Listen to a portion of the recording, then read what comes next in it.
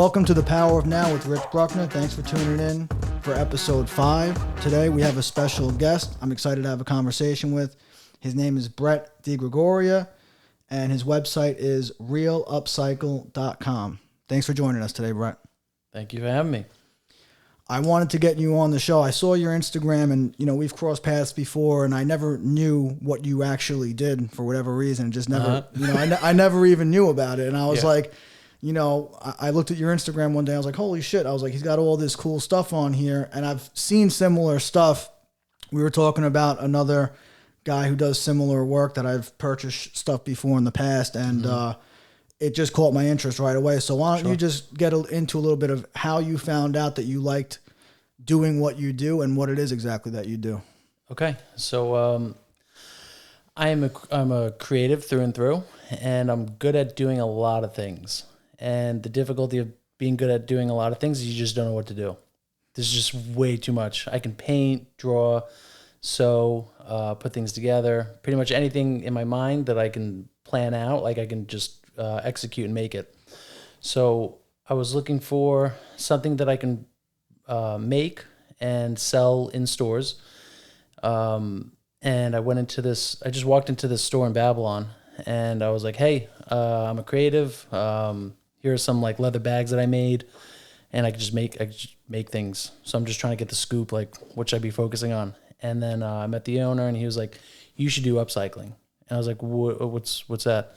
And he was like, you buy old bags online, you chop them up, you make stuff, and people buy it. I was like, okay. Yeah. And during that time, I was preparing. I didn't know what I was preparing for, but I built like a shop in a garage, and I was just like putting these work tables up because like by the bare minimum, I can at least do boat canvas. I can make custom covers for things. So I set up an industrial sewing machine. I set up tables and everything. And then that was like a couple weeks before I went to the store. And then he showed me stuff that he made, and I was like, oh yeah, I could definitely do this. Absolutely. Easy. So then the first project was heart keychains. Okay. And he showed me you can buy the dye online, and he showed me like what to get. So I was like, okay, easy. So I ordered it. I got the wrong size. It was huge. And then just the shape of the heart was just terrible. It was just such a junk looking shape of a heart. And I was like, I can do better than this. And my family has a canvas shop. So we also make these sensor bumpers for UPS. So at one time we were getting them punched out. So I'm familiar with steel rule dies. Okay. So I know of a company that makes them on Long Island. So I sent them a design, and I said, make me this exact die shape. So they made it. And then I had a punch that I was able to punch out heart keychains. So then he bought a bunch from me. And then I posted on my Instagram, and then people were like, yo, let me get one. Like, right. I was like, they were just selling themselves. Yeah. And I was just like, whoa, this is crazy. People just want these things. Right. I don't even have to like make too much of an effort. And then and this is something you like doing, like you just enjoy doing it, and there's money behind it, right?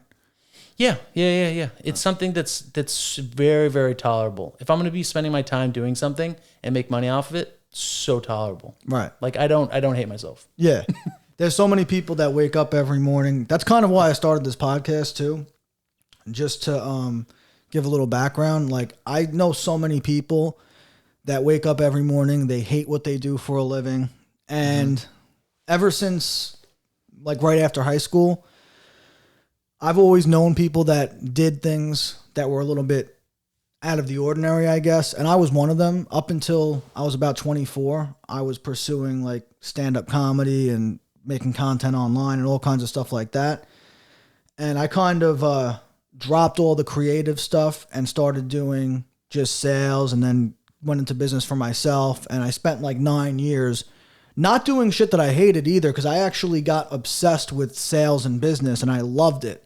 But what I realized after 9 years of not doing anything creative and seeing people that I saw a kid that I grew up doing stand-up with going to open mics together, and he's like fucking huge right now, like 250,000 followers on Instagram, wow, doing shows all over the country. Sick. And I'm like, yo, if I dedicated myself to that 9 years ago, there's no reason I can't be right where he is doing what he's doing. So I don't like to look at regrets and shit that I can't change, but I said there's no reason why I can't do something and then be an example to other people too who are like hating their lives every day. And so I when I started like figuring out what guest I wanted to have on the podcast, I just started looking through my own social circles and people that I actually knew who were doing like filmmaking and music and whatever I knew they really loved. I mean, you could be a personal trainer or a travel agent.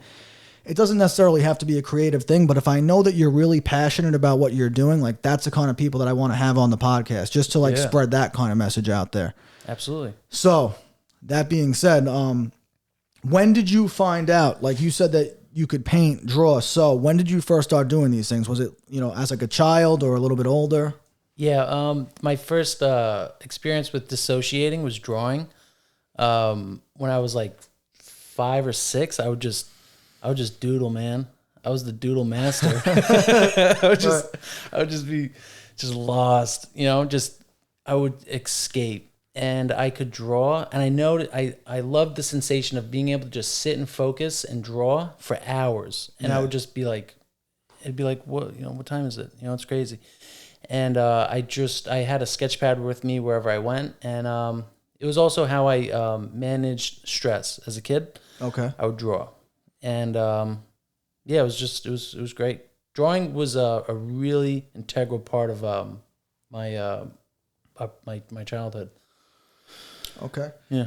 And so when it comes to, as far as creating the stuff that you do now, you said you walked into a shop, you figured this. So where did that go from there? What came after the heart keychains? Oh, so after the heart keychains was I was making these diamond hats. I bought a Louis Vuitton bag. First started off with a Louis Vuitton bag, made a bunch of hearts. Then I made like dad hats. So then I found a wholesaler for dad hats of like decent quality, and then made a bunch of those. Those were selling, and then I went. I'll just say I went on Amazon and I bought a keychain die.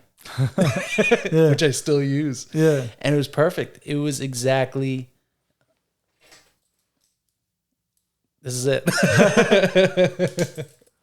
And so I made a bunch with that die, and I was like, whoa, so then I started making those, and then what else did I make? Making keychains. Then I started making these little cases that you could put on a keychain. You could put a couple cards into it. Then I also made cell phone backs. Okay. That you could put your cards in, which I use on my phone, and it's great. Like wherever my phone is, I never lose a debit card anymore. Yeah. I used to be notorious with losing debit cards. Yeah. It was just a nightmare. So so I went with that, and then recently I just started incorporating painting into the stuff that I'm making, and that's just something I've kind of closed the door on painting. Painting was really important to me too. Mm-hmm. So now I'm trying to combine multiple things that I can do. That's a good idea, man. Mm-hmm. And as far as, so how do you bring painting into is that into a keychain or clothing? So this is something that that camera, right? Yeah, there you go. Yep. So this is something I made recently. And that store in Babylon, we're actually going to start. What store is it? Do you want to shout them out? Yeah, it's Hitch. Okay. And we're gonna have workshops where I'm gonna be teaching people how to paint. That's sick. Paint on stuff. Okay. So is this a full-time thing or are you doing other work to supplement your time doing this? So it could be a full-time thing. I'm trying to find a balance between because my dad has a business. Yep. And I'm just trying to find a balance between doing his work and doing my own work. And, it would be nice. I would enjoy it just to be able to focus on my stuff, because it's definitely more lucrative than it is working for somebody else. Yeah, of course. For labor. You know? Makes sense. Yeah. All right. And then you were telling me about is that a vest that you brought over here? Yeah, yeah. Why don't you get into that a little bit? Okay, so I'll show the vest, yeah. So this was hand embroidered, and it took me 20 hours, over 20 hours to do. And I was in rehab when one of many rehabs that I went to, and I had legal problems. Okay. And they were like, "You cannot go to jail. Jail's not going to be good for you, Brett." So they're like, the DA was like, "You just can't go to jail, Brett. So we're going to put you in treatment." And I went upstate to Samaritan Village, and I started like hand stitching stuff because like I need to do something. So it's either draw, I got to use my hands, I got to do something. So I started hand stitching things, and then I started tapering pants that I had that I would get from, just like donations or whatever. And then a staff member was like, "Brett, do you want a sewing machine?" And I was like, "Yeah, I can. I grew up with sewing machines. I could run one." So she brought me her grandmother's sewing machine, and then I put it in the laundry room, and then I was in business. And then I started a small business in this rehab, and I had like a ledger, and people owed me money, and I was like I would like do jobs for cigarettes and stuff. And it was awesome. And I was practicing focusing for a long period of time on one project. So that was the embroidery. That's cool, man. And so is that kind of like where you really did you like fall in love with making clothing at that point, or were you doing that at all before that? No, that was the first time where I think I was free of responsibilities, and I could just focus a little bit more than in the past on like projects. I see. And that's one of the things. It's difficult to let your creativity flourish when you have stresses and you have all these responsibilities and everything. So I really made the best out of my time by starting to do new things. Gotcha. One thing we were also talking about, aside from the upcycling, you used to be a fine arts handler. Yeah. So how did you get into that, first of all? So I was working for my dad, and then I get a phone call one day, and me and my dad just got into a big argument, and so I get a phone call from my friend, and he's like, "Hey, Brett, do you want a job doing art handling in the Hamptons?" And I'm like, and he's like, "You get paid $18 an hour." I'm like, "Oh, I'm only making $15." So I was like, "I can go work around fine art and get paid a little bit more than I'm making right now?" Absolutely. And then me and my dad got into a fight, and I was like, "Fuck you, I'm leaving." So I went and I got this fine art handling job, and so then I worked in the Hamptons for 2 years, and What did you have to do? Like, what did that entail as far as responsibility? I worked for this company, Crozier, and they were the premier art handling service. They are the premier art handling service. They're basically like the first company that like monetized storage and installations. So a lot of really big, important people have their huge, like really significant art collections at Crozier. And there's a warehouse out east in a town you would never expect, in a residential neighborhood that just has millions and millions of dollars worth of art. And me and two other guys pretty much were like just like running the whole warehouse. For $18 an hour? Yeah, for $18 an hour, yeah. And you're around millions of dollars worth of shit every day? Yep. Did you ever have crazy thoughts of like, pulling a heist? Yeah, that was a fun. We would talk about it too. Kind of like, I would probably go through this. You'd have to go through the ceiling, right? You'd have to rappel down.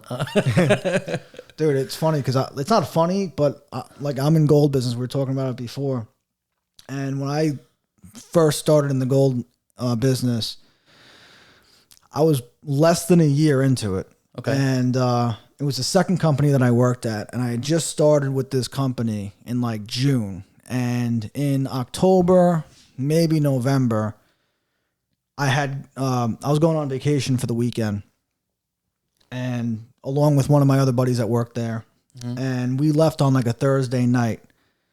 Friday morning, we get a call that the place got broken into, the vault got taken out, and the way that it was done, they basically sawed a hole through the outside wall. They knew where the vault was. They cut a hole in the wall in the same shape as the vault, and then just literally pulled it right out. And then there was another vault, another place inside the same building, and they knew I guess the alarm system had these lasers that shoot from like one end to another, and if the beam gets interrupted, it sets off the alarm. Like they knew where to step to avoid tripping any of those alarms, and then they cut another hole along another wall and pushed the other vault out. It's crazy. And they basically showed up at the office the next morning and just saw all these holes in the wall and the vault's missing. Over $250,000 worth of gold gone, guns gone, like watches, Rolexes, Breitlings, all kinds of shit, cash was just gone. So they were kind of joking with me and my buddy that they were like, where were you guys last night? Because I guess some people didn't know that we had this vacation plan and that we were going away for the weekend. And I was freaking out. I'm like, bro, they're going to think I did this. Yeah. I'm the new guy and I'm gone. And, but you know, they got to the bottom of it, you know, long after it happened. Wow. Yeah. Because I guess. So it was an inside job. No. Well, that's what a lot of people thought. The cops, bro, the cops were fucking grilling the owners of the company. Sure. Thinking it was an insurance job. Yeah. Mm-hmm. And like basically they were really putting the screws to them. But what ended up happening was they found out later on there was an HVAC company that came in to do work. And one of the guys, when he came in to do the work, he knew one of the owners and he was like, oh shit, what's up, man? They were catching up. And he hung around for a while. And then one day he randomly showed back up and was like, hey, I was just in the neighborhood. How's everything going? And acted like he was just visiting. And later on, his cousin got caught selling some of the gold because a lot of the gold we had there was rare coins. Sure. And they tracked down this guy's cousin and then they figured out who did it. So it turned out, I guess, when he came to do the HVAC job, they realized that there was valuables in there. He came back to case the joint a little bit more to figure out which walls and how big the vaults were. And apparently these people were career criminals and they had done a lot of jobs like this before. Holy shit. And it was just, they had the opportunity. They saw, you know, they knew where everything was at. And they did get caught, but probably 6 or 8 months after. But I mean, it's a crazy. That must have been a crazy 6 or 8 months. Yeah, dude. I mean, and when it happened, it was probably the craziest thing I ever saw. And like, and you know, growing up, not even growing up, but you know, I'm in recovery. And when I was I had all these grand plans to pull off all these crazy heists, and none of them ever really worked out. I got away with very little of. You can never show up to your own heist. Yeah, but that's right where my mind went when I'm like, dude, I'm getting 18 an hour, and there's $1 million worth of shit here. Like, what could we make? One of the things I planned, even like one of the first things I ever planned, I was working at Dollar Tree. Okay, and I knew that at least once a day, the till would be over $750. So I'd have to go and bring the till back to the office and count it and put it in the safe because they wouldn't want a certain amount of money in the register. Yeah. So I was talking to a bunch of my friends and I was like, dude, one of you guys has to just stand outside the Dollar Tree. And when I walk the till, I have to walk past this big fucking window that goes the entire length of the store. And I said, what you got to do is when you see me taking that till out, just run in the fucking door, punch me in the face, and take the till and run out the other door, and we'll catch up later and do half of it. Split. Nobody I couldn't get anybody to show up and punch me in the face and take the money. But we were like 16 at the time. That's hilarious. Yep. So, but you know, other people robbed that place blind, bro. There was a guy that I guess he knew he was going to quit that day, and he just every dollar that he took that day, he just kept stuffing it in his pocket. And they said he walked out with like $1,200. You know, like there was just crazy shit. It was in Copeg. I mean, you know, I typical Copeg shit. I took part in a robbery. And it started off as, we're just hanging out. We're all just drinking somewhere that we shouldn't be. And then somebody was like, hey, we should rob the place. And then somebody did something. And then we're like, oh no, like, you know, you slowly get into a point where it's like, we're really doing this. Yeah. And it's just crazy looking back because, you know, that's where like, I guess drugs make you not think straight kind of because like. It's stupid. Yeah. And for what? For a couple $100? Yeah. Now. So stupid. Now in my right mind, when I see people do shit, I'm like, how the fuck could you even think in your mind that it's worth it to risk the consequences over. Yeah. No. Like, what amount is worth it? There is no amount that's worth being locked in a cage. Yeah. Over. I mean, I can't think of an amount that would be worth it because you know that it's going to come back around at some point. Yeah. And then even if it doesn't, this is what I think is like, not to say like karma, but yeah, basically karma. It's like if you do some fucked up shit, some fucked up shit's going to happen at some point. Definitely. You're just going to be degenerate. And that's worse enough. The worst thing that can happen is you get away with some shit because the more you get away with stuff and it happens with people, the more you think you can get away with. Yeah. And it's just going to be, you're going to keep on going and going and going until one day you're not going to. I was the king of skating by. Everybody wanted me. I felt like everybody just wanted to see me just skate by. They would just give me a break, just make it easy for me. And it was just the worst thing possible. Terrible. Yeah. You don't learn anything. We got on a tangent, but the reason why I was asking about the fine art. I'm really interested in art, bro. But I didn't know I was interested in art until later on, like more recently in life, I guess you could say. But I was gonna ask you, like in that industry, what was probably some of the coolest things that you got to see or do or handle? Okay. So one of them was I had to deliver a piece that was made by Leonardo DaVinci, and it was insured for $10 million. And I had to deliver it to this place called Aquavella Fine Art in Manhattan. And that was like just unbelievable. Like to be able to like pick up a slab, and it was like, this was created by Leonardo da Vinci. It's fucking crazy. What is this? You know? And I'm just like, I'm just here alone, you know? You know? And that was really cool. I had to deliver one of... When you deliver something like that, like, what do you just throw it in a car and drive there? And No. It's I would drive box trucks. Okay. So everything gets placed into a box truck. There has to be a security system with the box truck. Usually, there just has to be a security system with it. To a degree, you also can't really do much with stolen art. Yeah. And that's why everything is so like it's all record kept of like who owns it. You need paperwork with it. If you have a masterwork with no paperwork, you're screwed. You're not going to be able to even get half the value for what it's worth. You can't take it to auction. If you want to get the most for whatever piece, you have to take it to auction. Right. And you just can't do that. So the black market sucks for art. Yeah, it's similar with coins, and that's why that dude got caught, because if you have a rare coin, it's going to have a serial number and a barcode attached to it. And if it doesn't have a serial number and a barcode, you're not going to get a fraction of what it's worth, because they're going to assume that it's fake or that it's been tampered with, whatever. So if you don't have a PCGS or NGC grade on it, you're not going to get shit for it. Yeah. And if you do have a PCGS or NGC holder, it's going to have a serial number and a barcode. And that was the case with the kid who stole all that gold. When he went to go sell it, the dealer he went to go sell it to scanned the barcode, knew it was stolen, and he said, all right, I'm going to get you cash. Goes in the back, calls the police. Police come get him. Got him. So, it's kind of a similar thing in a way. And but, I mean, there definitely is stolen art that criminals own and buy. It's probably they just don't pay nearly as much for it. Yeah, it's a lot cheaper. Definitely. That's one of those things in the movies where it's like they do an art heist and then, Yep. But in all actuality, is it really worth it? No.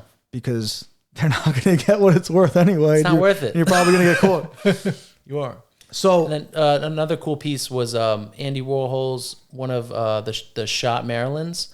So there's a story with Andy Warhol. A friend of a friend was like, hey, my friend wants to come by and shoot one of your paintings. So then this lady comes in and she was like an eccentric. She pulls out a gun and just shoots a stack of Andy Warhol paintings. So the first one is the most expensive. And this guy, Peter Brandt, he's some like paper mill, newspaper tycoon guy in Greenwich, Connecticut. He owned it, so we had to go deliver it and install it at his house. And I was like, it was that piece and this other one that I forget the name of it. But if we had to take two separate trucks for each piece. If we had both pieces in one truck, we would have had to have a police escort. Because if the value's over a certain amount, you have to have police escort. So that was like. So did you have to have that for the Da Vinci thing or no? No. Wow. So the value of those Warhols was more than the Da Vinci. Mm-hmm. Holy shit. Yep. That's insane. It doesn't make any sense. when you hold something and someone tells you, yeah, that's like, $10 million. It's like, but it doesn't feel like $10 million. Right. Like it's just. And imagine how much. Sense. Imagine how much somebody has to be worth to spend $10 million on something that they're going to hang on the wall. Yeah. I think about that with shit. Like, there's a difference between, do I have enough money to buy it and can I afford it? You know what I mean? Like, I might be able to buy, something that costs $20,000, $50,000 because I could technically buy it, but is it worth it to buy it with my net worth and where I am in life right now? Like, that's the difference. And a lot of people will just say, fuck it, and just buy it because they have the money in their account. But to me, it's like, if I'm going to spend $10 million on something, I got to be worth at least $1 billion. Yeah. I'm not fucking spending $10 million on anything if I'm not worth at least $1 billion. Yeah, no, it's insane. I think a lot of it has to do with like money laundering to a degree. I bet. And so like there's a thing with nonprofits where like you can't like, I think maybe just directly give like $1 million to a nonprofit, but you can give an artwork that's worth $1 million to a nonprofit. Then the nonprofit would sell it in auction and then get $1 million. And there's like just tax. There's just all this stuff. Oh yeah, they were talking about that with NFTs too. Like if you lose the money, then you could write off a certain amount of loss on it too. Yeah, exactly. I see what you're saying. That's wild. It's just all asset management. It's ridiculous. That's crazy. Mm-hmm. So with art, the thing with the Andy Warhols, who I was going to bring up. Have you ever heard of the Chelsea Hotel? Yeah. Like there's a whole thing with like, I guess, I don't know if Andy Warhol lived there for a time or spent time there, whatever it was, but there's this they made a documentary called Ghosts of the Chelsea Hotel. Sure. And I haven't seen it yet. It like literally just came out. They're doing premieres all over the country right now. Oh, cool. And one of the producers is going to be on the show like next week, or I think he's doing it, or I don't remember, but he's going to be on the podcast. And really? Yeah. So I was yeah, bro. I was like, sick, dude. Yeah, I was reaching out to people just to try to get guests that I was interested in having, and I got the producer of Goes to the Chelsea Hotel, and wow. I mean, it's literally all about the history of the Chelsea Hotel and all the different celebrities that were tied into it. I know they mentioned Andy Warhol in the trailer and a bunch of other people, but it just, I didn't know if you knew the whole story with that hotel. I don't know a lot about it either, but I think just a lot of stuff happened. Yeah, I was saving my questions for Mike, because I didn't want to do the research and then feel like I know everything when he comes. Same thing with you. Like I didn't want to get into too deep of a conversation before, and then not have shit to talk about today. So true. True. And so you did the Andy Warhol, Leonardo DaVinci. Were those like the two biggest things that you did? Those are the two biggest. What else? I went to Larry Gagosian's house, and Larry Gagosian has he runs like the best like world renowned gallery. Mm-hmm. And like went to his house, and he had like Picassos and stuff. I put my hands on a Picasso just for my own. Like I just like touched the face of it. I was like, just damn. Just I was and I also did a lot of drugs in these people's houses. I was I thought I was like a really cool person. So right. I did. I would think so too. I did heroin in Bloomberg's house. Really? Wow. Wait. I was such a mess. Here's a big question that I was going to ask. I forgot about this. So you're getting $18 an hour. I keep harping on that because I find it amazing that there's so much money around this shit, and they're like, "Here's $18 an hour." Yeah. But the real question is, what kind of training do they give you to be an art handler? Like, is it or do they just say, here's a T-shirt, and now you work for us and you can handle art?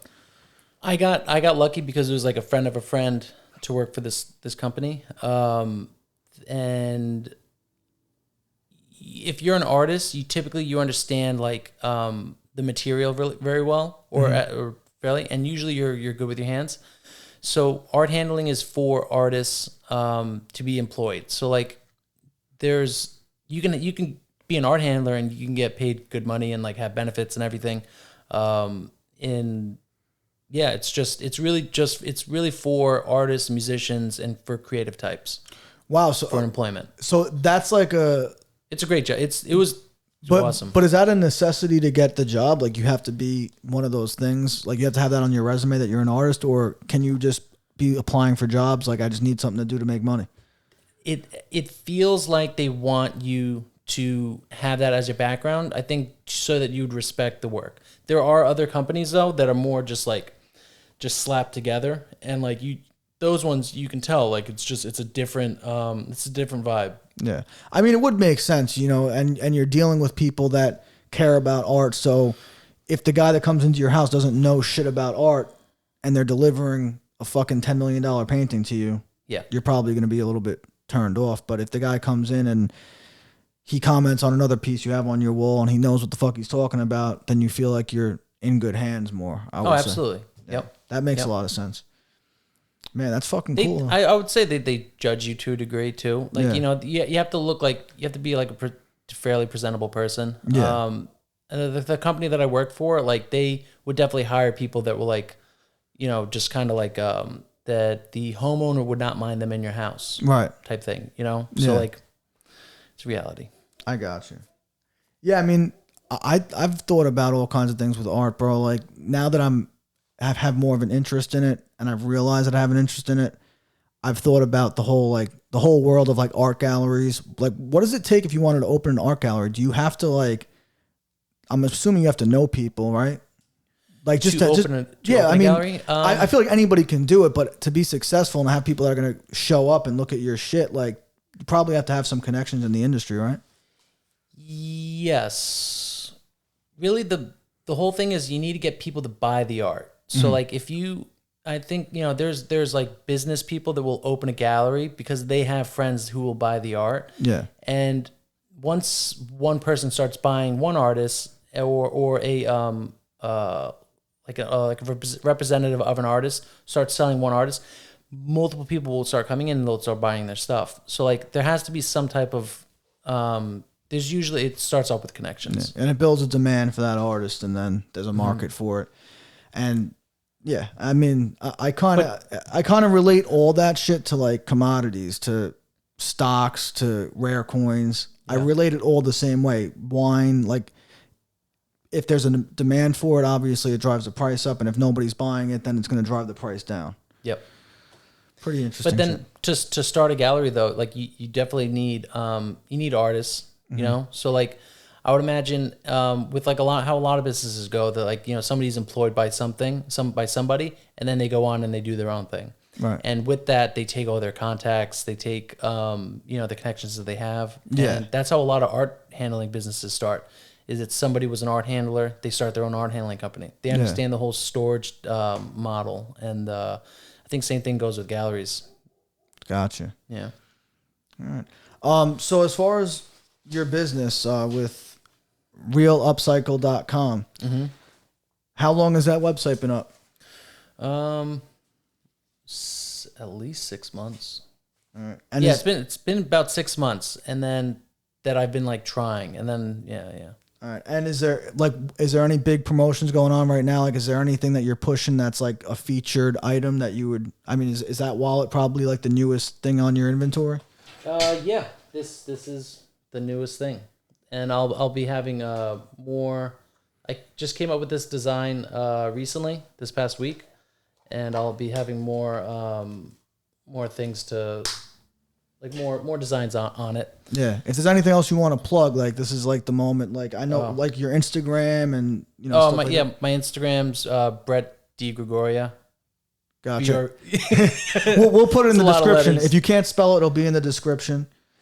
Okay. And then what else? That's pretty much it. And you could buy your stuff at what's that shop called? Hitch. Oh, Hitch. Yeah, Hitch in Babylon Village. Yep, he's got great stuff there. Okay, so we've got Hitch, we've got realupcycle.com, Brett Degregoria, at Brett Degregoria on Instagram, and is that it? Yeah, I got it, yeah. All right, man, and yeah, I mean, thanks again for doing the show. I really appreciate it. Oh, and if you want anything custom painted, I can do that. Oh, so you do commissions? Yeah, that's what I'm inching towards.